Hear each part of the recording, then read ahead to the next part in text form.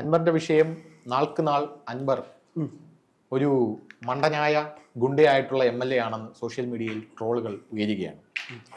അതിൻ്റെ ഇടയിലാണ് അൻവർ ഇന്നലെ ജയശങ്കർ വക്കീലിനെ ആക്രമിക്കുമെന്ന് ആഹ്വാനം ചെയ്തത്. ഇപ്പോൾ ഫോൺ ചോർത്തിയിട്ടുണ്ടെന്ന് അൻവർ പറയുന്നു. അൻവർ താൻ ചെയ്ത കുറ്റകൃത്യങ്ങളെല്ലാം വിളിച്ചു പറയുകയാണ്. അപ്പം നിയമം നോക്കുകുത്തിയാണോ? എനിക്ക് എൻ്റെ ആദ്യത്തെ ചോദ്യം ഇതാണ്. അത് ഇന്നലെ നമ്മൾ ഡിസ്കസ് ചെയ്തതാണ്. ഇപ്പോൾ നമ്മൾ മനസ്സിലാക്കുന്നത് 3 പോലീസ് ഉദ്യോഗസ്ഥരെ ഇവിടെ നിരീക്ഷണത്തിൽ പോലീസ് വച്ചിരിക്കുന്നു എന്നുള്ളതാണ്. എന്തിനാണ് അവരെ നിരീക്ഷിക്കുന്നത്? അവർക്ക് അൻവറുമായിട്ട് എന്താണ് ബന്ധം? 2 SP, 1 DYSP, 3 പേരെയാണ് ഇപ്പോൾ ഇന്റലിജൻസ് സംശയത്തിന്റെ നിഴലിൽ അവര് സർവീലൻസിലാക്കിയിരിക്കുന്നത്.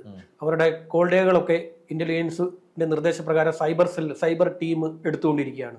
ഒരു പ്രത്യേക വിഭാഗത്തിൽപ്പെട്ട 3 ഉദ്യോഗസ്ഥരാണ് അൻവറിനെ സഹായിച്ചതെന്നാണ് പോലീസിന്റെ ഏറ്റവും പ്രധാനപ്പെട്ട ഇന്റലിജൻസിന്റെ സംശയം. പ്രത്യേക വിഭാഗം എന്ന് പറയുമ്പോൾ പോലീസിലെ പ്രത്യേക വിഭാഗമാണ്. പോലീസിലൊരു പ്രത്യേക വിഭാഗത്തിന്റെ ഇതാണ്.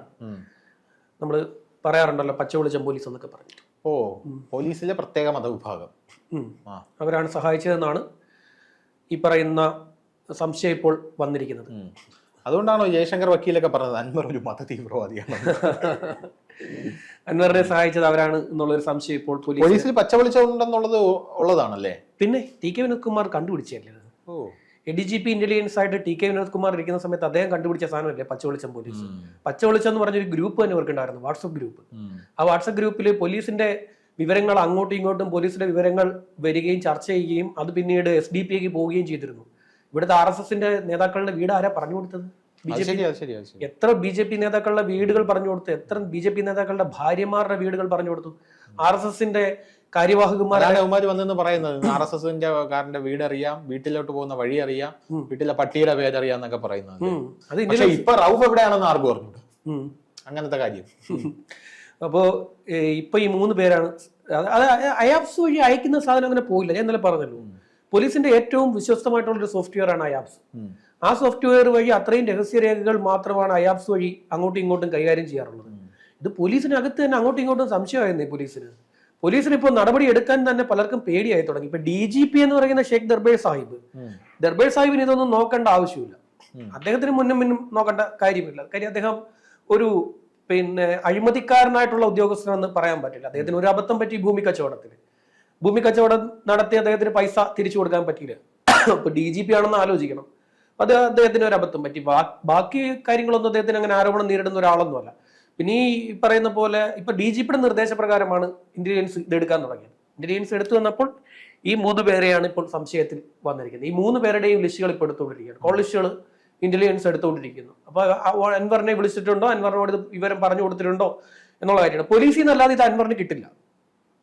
അൻവർ തന്നെയല്ലേ പറഞ്ഞേ കോൾ റെക്കോർഡ് കിട്ടിയിട്ടുണ്ടെന്ന് ഉദ്യോഗസ്ഥരുടെ. എങ്ങനെയാണ് അത്? പോലീസിൽ നിന്ന് തന്നെ പോകുന്നതാണ്. പോലീസിനകത്ത് നിന്ന് തന്നെ അൻവറിന് ഇത് ചോർത്തി കൊടുക്കുകയാണ്. ഇത് അൻവറിനോടുള്ള ഒരു താല്പര്യം. ഈ അൻവറിനെ പിന്നെ ആ പോലീസുകാരെ ചിലപ്പോ നാളെ അൻവർ കൊടുക്കും കേട്ടോ. സുജിത്ത് SP അൻവറിനെ വിളിച്ച്, അൻവർ അത് പുറത്തുവിട്ട ടീമാണല്ലോ അൻവർ എന്ന് പറയുന്നത്. ഈ പോലീസുകാരെ അൻവർ മിക്കവാറും അൻവർ പെടുവെന്നുള്ള ഒരു സാഹചര്യം ഉണ്ടെങ്കിൽ ഈ പോലീസുകാർക്കെതിരെ ഇവർക്കെതിരെയുള്ള തെളിവുകളെല്ലാം അൻവർ ഇവരാണ് ഇതെല്ലാം ചെയ്തതെന്ന് പറഞ്ഞ് പുറത്തുവിടും. അങ്ങനത്തെ ഒരാളാണ് അൻവർ.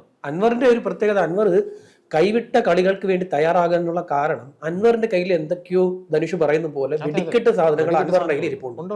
അൻവർ ഇപ്പോൾ എറിഞ്ഞു പൊട്ടിക്കുന്നതൊക്കെ ഓലപ്പടക്കമാണ്. ഓലപ്പടക്കം എറിഞ്ഞു പൊട്ടിക്കുകയാണ്. അമിട്ട് അൻവറിന്റെ കയ്യിൽ ഇരിപ്പുണ്ട്. അമിട്ടും ഇരിപ്പുണ്ട്, ബോംബും ഇരിപ്പുണ്ട്. ആ ബോംബ് പൊട്ടിയാൽ പിണറായി വിജയൻ തന്നെ രാജിവെക്കേണ്ടി വരും. ആ അവസ്ഥയിലാണ് ആ അവസ്ഥയിൽ പോകുന്നത് കൊണ്ടാണ് പിണറായി അനങ്ങാത്തത്. ഇല്ലെങ്കിൽ ഇത്രയും വലിയ വേലത്തരങ്ങൾ കാണിക്കുന്ന ഒരാളെ പിണറായി അങ്ങനെ വെച്ചോണ്ടിരിക്കത്തില്ല. പിണറായിയുടെ ഒരു ഇത് വെച്ചിട്ട് ഞാൻ ആദ്യമൊക്കെ വിചാരിച്ചത് അദ്ദേഹത്തിന്റെ പ്രായാധിക്യമാണ് ഈ പ്രശ്നത്തിന് കാരണം. അദ്ദേഹത്തിന് പ്രായാധിക്യം ആണ് പിണറായി വിജയന്. അത് യാഥാർത്ഥ്യമാണ്. അദ്ദേഹത്തിന് അവശതകളുണ്ട്.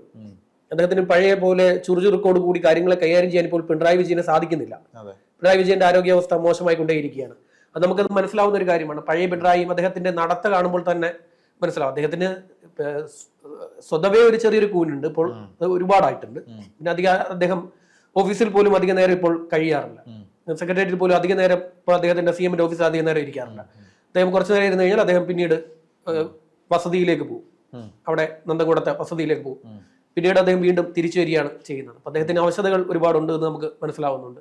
CM-ന്റെ വണ്ടി ഇടയ്ക്കിടയ്ക്ക് സെക്രട്ടറിയിൽ നിന്ന് നന്ദകൂടോട്ട് പോകുന്ന നമ്മൾ കാണാറുണ്ട്. സാധാരണ അങ്ങനെ പോകാറില്ല. രാവിലെ വന്നു കഴിഞ്ഞാൽ ഉച്ചയ്ക്ക് CM പോകാറുള്ളൂ. പിന്നെ ഉച്ച കഴിഞ്ഞിട്ട് വീണ്ടും വരും. പിന്നീട് അദ്ദേഹം പൊതുപരിപാടികൾക്ക് വേണ്ടിയാണ് പോകാറുള്ളത്. ഇപ്പൊ കൂടുതലും അദ്ദേഹം വീട്ടിലേക്ക് തന്നെ ചെലവഴിക്കുന്ന ഇതാണ്. അപ്പൊ അതാണ് അവശതകളാണ് ഇതിന് കാരണമെന്ന് വിചാരിച്ചു. പക്ഷെ അതൊന്നുമല്ല. ഇത് അൻവറിന്റെ കയ്യിൽ എന്തോ ബോംബ് കാര്യമായിരിപ്പുണ്ട്. പോലീസും പേടിച്ചിരിക്കുകയാണ്. അതായത് പോലീസ് ഉദ്യോഗസ്ഥരുടെ കോൾ ഡീറ്റെയിൽസ്, കോൾ റെക്കോർഡിങ്സ് അൻവറിന്റെ ഉണ്ടെന്നാണ് അൻവർ പറയുന്നത്. അല്ല, അതൊക്കെ രാജ്യദ്രോഹ കുറ്റമല്ലേ? ഒരു പോലീസിന്റെ കോൾ ഡീറ്റെയിൽസ് ചോർത്തുക എന്ന് പറയുന്നത്. പോലീസിന്റെ ആവശ്യമായിട്ട് എത്ര ആൾക്കാരോട് സംസാരിക്കും? NIA അന്വേഷിക്കണം. അതെ, ഇത് രാജ്യദ്രോഹം. ഒരു പോലീസിന്റെ കോൾ റെക്കോർഡ് ചോർത്തുക എന്ന് പറഞ്ഞാൽ അങ്ങനെയാണെങ്കിൽ കേരള പോലീസ് തകർന്നു എന്നാണ് അതിന്റെ അർത്ഥം. അതെ, അൻവർ എങ്കിലും എന്താണ് ഈ പോലീസ് അനങ്ങാത്ത? എന്താ ഒന്ന് ആലോചിച്ച് നോക്ക്. പോലീസ് ഇപ്പോഴും അനങ്ങുന്നില്ല. പോലീസിന്റെ ഔദ്യോഗിക രഹസ്യ രേഖയാണ് അൻവർ എടുത്ത് ഫേസ്ബുക്കിൽ ഇട്ടത്. രഹസ്യ രേഖ ചോർത്തി. ചെറിയ കുറ്റമാണോ?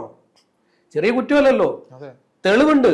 രഹസ്യ രേഖ ചോർത്തിയിട്ട് ഫേസ്ബുക്കിൽ എടുത്ത് പോസ്റ്റ് ചെയ്തു. ആ രഹസ്യ രേഖ ഫേസ്ബുക്കിൽ ഇപ്പോഴും കിടപ്പുണ്ട്. അൻവറിന്റെ ഫേസ്ബുക്കിൽ കിടപ്പുണ്ട്. അയാംസോയി അയച്ചിട്ടുള്ള രേഖകൾ. ഏതാ?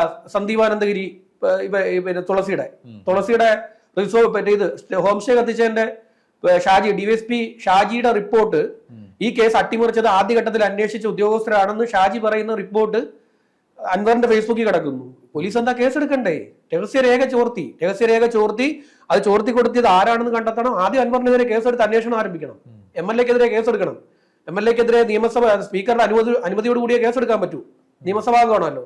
സ്പീക്കർക്ക് നോട്ടീസ് നൽകി സ്പീക്കറുടെ അനുമതി വാങ്ങിച്ച് MLA-ക്കെതിരെ കേസെടുക്കണം. അൻവറിനെതിരെ കേസെടുക്കണം. കേസെടുത്ത ശേഷം ഇത് ആര് ചോർത്തി കൊടുത്തു? ഇദ്ദേഹത്തെ ചോദ്യം ചെയ്യണം. ഇദ്ദേഹത്തിന്റെ കോൾ ഡീറ്റെയിൽസ് എടുക്കണം. CDR എടുക്കണം. കോൾ ഡീറ്റെയിൽസ് റെക്കോർഡ്സ് അതെടുക്കണം. അതെടുത്തിട്ട് പരിശോധിക്കണം. ഇദ്ദേഹത്തിന് ആരൊക്കെ വിളിച്ചു, ഏത് ഉദ്യോഗസ്ഥർ വിളിച്ചു, ആര് വഴിയാണ് ഈ രേഖകൾ ചോർത്തി കൊടുത്തത്, ആരാണ് ഇത്രയും വലിയ എന്താ പറയാ പോലീസിന്റെ കോൾ ഡീറ്റെയിൽസ്, കോൾ റെക്കോർഡിങ്സ് ഒക്കെ ആര് റെക്കോർഡ് ചെയ്തു, സെറ്റിൽ കൂടെ നിങ്ങൾ സംസാരിക്കുന്നത് എങ്ങനെ അൻവറിലേക്ക് എത്തുന്നു, അൻവറിന് ഇത് എങ്ങനെ കേൾക്കാൻ പറ്റുന്നു, എങ്ങനെ കേൾക്കാൻ പറ്റുന്നു ഈ കാര്യങ്ങൾ. ഇതൊക്കെ വളരെ ഭീകരമായിട്ടുള്ള സാധനമാണ്. ഇത് ജനപ്രതിനിധി ആണെങ്കിൽ പോലും അൻവറിന് ഇതിനൊന്നുള്ള അവകാശമില്ല. പോലീസിന്റെ രഹസ്യമായിട്ടുള്ള കാര്യങ്ങൾ നടക്കുന്നത് രഹസ്യമായി കൈകാര്യം ചെയ്യുന്ന ഒരു സാധനത്തിന് അതിനകത്തൊന്നും അൻവറിനൊന്നും കിട്ടാൻ, MLA ആണെങ്കിൽ പോലും അൻവറിനെ അത് കിട്ടേണ്ട ഒരു കാര്യമില്ല. പക്ഷെ അൻവർ ഇതെല്ലാം തപ്പിയെടുക്കുന്നു. NIA അന്വേഷിക്കണം. അത് നാഷണൽ ഇൻവെസ്റ്റിഗേഷൻ ഏജൻസിക്ക് കേസ് വിടണം. അവർക്ക് കേസ് വിട്ടാൽ അവരന്വേഷിക്കേണ്ടതാണ് ഈ കേസ്. കാരണം ഈ കേരളത്തിൽ നമ്മൾ തന്നെ നേരത്തെ പറഞ്ഞല്ലോ, പച്ചവെളിച്ചം പോലീസ് ഇവിടെ ഉണ്ട് എന്നുള്ളത്. അവരിവിടുത്തെ ഡീറ്റെയിൽസ് എല്ലാം ചോർത്തി കൊടുത്തിട്ട് പിരിച്ചുവിട്ടില്ലേ കുറെ പേരെ, സർവീസിൽ നിന്ന് പുറത്താക്കിയപ്പോ. പിണറായി വിജയൻ പറഞ്ഞു, ഞാൻ ഇരിക്കുന്ന കാലഘട്ടത്തിൽ 103 പേർക്കെതിരെ നടപടി എടുത്തത്. അതിൽ പച്ചവെളിച്ചംകാർ എത്ര പേരെ പിടിച്ച് പുറത്താക്കേണ്ടി വന്നത്? പച്ചവെളിച്ചം ടീമുകൾ ഈ 103-ൽ എത്ര പേരുണ്ട്? ബാക്കിയുള്ളവരെയൊക്കെ ഉള്ളൂ ഈ ഭാര്യ എടുത്തിട്ട് അടിച്ചതിനും കസ്റ്റഡി കൊലപാതകത്തിനും കസ്റ്റഡി മരണത്തിനും കസ്റ്റഡി മർദ്ദനത്തിനും ഒക്കെ പുറത്താക്കിയത് നല്ലൊരു ശതമാനം യുവമാരുണ്ട്. പച്ചവെളിച്ചംകാർ, ഈ പച്ചവെളിച്ചം ഗ്രൂപ്പുകാർ പച്ചവെളിച്ചം ആണെന്ന് മനസ്സിലാക്കിയിട്ട്. എന്നിട്ട് അവന്മാർ കൂളായിട്ടല്ലേ ഇറങ്ങിപ്പോയത്. കേസെടുത്തില്ലല്ലോ അവന്മാർക്കെതിരെ. കേസില്ല, സർവീസിൽ നിന്ന് പിരിച്ചുവിട്ടേ ഉള്ളൂ. അവന്മാർ സന്തോഷത്തോടെ സർവീസിൽ നിന്ന് പോയി. നമ്മുടെ ഇതിനകത്തെല്ലാം കടന്നുകൂടുന്നു ഇവന്മാര്. എല്ലാ മേഖലയിലും കടന്നുകൂടുന്നു. നമ്മൾ ചർച്ച ചെയ്തതാണല്ലോ. മീഡിയയിൽ ഇഷ്ടം പോലെയുണ്ട്. നമ്മുടെ ഒരു നമ്പർ 1 പത്രത്തിന്റെ ചാനലിനകത്ത് ഒരു തെരിപ്പുണ്ട്. നമ്പർ 1 പേര് പറയാത്തോണ്ട് ഇതുവരെ നാട്ടുകാർക്ക് മനസ്സിലായിട്ടില്ല. ആശ്മിയെ പിടിക്കുക എല്ലാവരും. ആശ്മിയെ പിടിക്കുക. ആശ്മി 24-ലായിരിക്കുന്നത്. 24-ന് പത്രമില്ല. ഫ്ലവേഴ്സ് എന്ന് പറയുന്ന ഒരു ചാനലിലെ ഇൻസൈഡ് മീഡിയ സിറ്റി എന്ന് പറയുന്ന ഒരു കമ്പനിയുടെ കീഴിലാണ് ഫ്ലവേഴ്സും 24-ഉം ഉള്ളത്. 24-ലല്ല. ഇവിടുത്തെ 1-ം നമ്പർ പത്രം ഏതാ? ആ പത്രത്തിനകത്ത് ചാനലിനകത്ത് ഒരുത്തൻ രാത്രി ഇടയ്ക്കിടയ്ക്ക് ചർച്ചയ്ക്ക് വരും. അവനാണ് ഇവിടുത്തെ, അവൻ പണ്ടേ ഇതാണ്, അവൻ NDF-ന് തീവ്രത പോരാന്ന് പറഞ്ഞവനാണ്. അതെ, അതിലായിരുന്നു അവൻ. അതിൽ നിന്നാണ് അവൻ ഇപ്പൊ ഇതിലേക്ക് വന്നത്. കോട്ടുവിട്ട് ചർച്ച നടത്തും, ഭയങ്കര ചർച്ചയാ. മതേതരത്തെ കുറിച്ച് ഇന്ന് ചർച്ച നടത്തുന്നത് കണ്ടു കഴിഞ്ഞാൽ അവന് ചെറിയ താടിയുണ്ട് കേട്ടോ.